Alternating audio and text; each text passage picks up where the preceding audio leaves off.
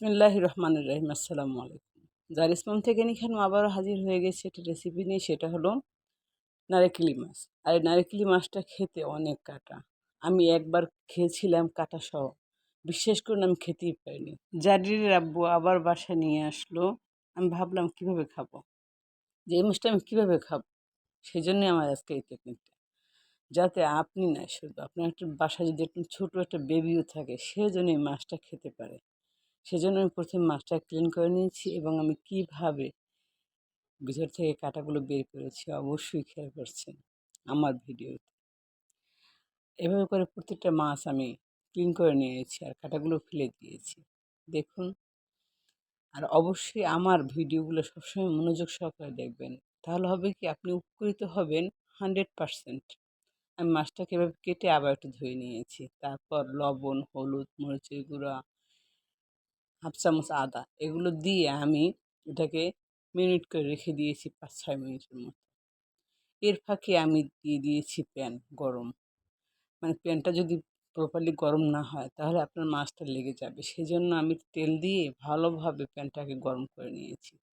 এবং যখন মাছটা নিচটা একদম ভাজা ভাজা হয়ে গেছে, ভাজা বলতে 80%, তখন আমি দিয়ে দিয়েছি পেঁয়াজ কুচানো, সাথে সামান্য একটু রসুন কুচানো। আর আলতো হাতে এই কাজটা করতে হবে।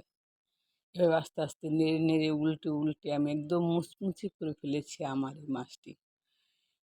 আর যারা এখনও আমার ভিডিও দেখে লাইক, ফলো, সাবস্ক্রাইব কোনোটিই করেননি, প্লিজ ফলো, লাইক, সাবস্ক্রাইব।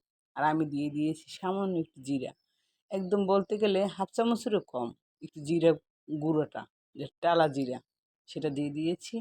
আর একটা বোম্বাই মরিচের একটু অংশ দিয়ে দিয়েছি কেটে। আলহামদুলিল্লাহ, আলহামদুলিল্লাহ ছিল খেতে। বিশ্বাস করুন, জারির তো ছোট, ওর বয়স মাত্র 2 বছর। ও খেয়েছে এই মাছটি। আপনাদের সাথে মিথ্যা বলছি না। একবার হলো ট্রাই করবেন আমার মতো করে। আমি 100% শিওর আপনি খাবেন তো খাবেনই, বারবারই এই মাছটি বাজার থেকে নিয়ে আসবেন বাচ্চাদের খাওয়ানোর জন্য। অবশ্যই যারা ইসলামকে সাপোর্ট করবেন, পাশে থাকবেন। আপনাদের সাপোর্ট এবং আপনাদের ভালোবাসা আমার অনুপ্রেরণার একটা অংশ। এটি আমি বারবারই বলে থাকি। অবশ্যই আমার ভিডিওটি দেখার পর একটা লাইক দিয়ে যাবেন। আর যারা আমার এখন পর্যন্ত পেজটিকে ফলো, লাইক, সাবস্ক্রাইব কোনোটিই করেননি, প্লিজ সাপোর্ট করুন লাইক, ফলো, সাবস্ক্রাইব করে। আমার মাছটা কিন্তু একদম মুচমুচে হয়ে গেছে, আমি ঢেলে সার্ভ করে দিয়েছি। আর এই মাছটি গরম গরম খেতেও ভালো লাগে, যেরকম ঠান্ডা খেতেও একদম মুচমুচে, একটু কম হয় না মুচমুচের, একদম পারফেক্টলি একটা মাছ। আর ভালো লাগার স্থান থেকে একটা লাইক চাই। আল্লাহ হাফেজ।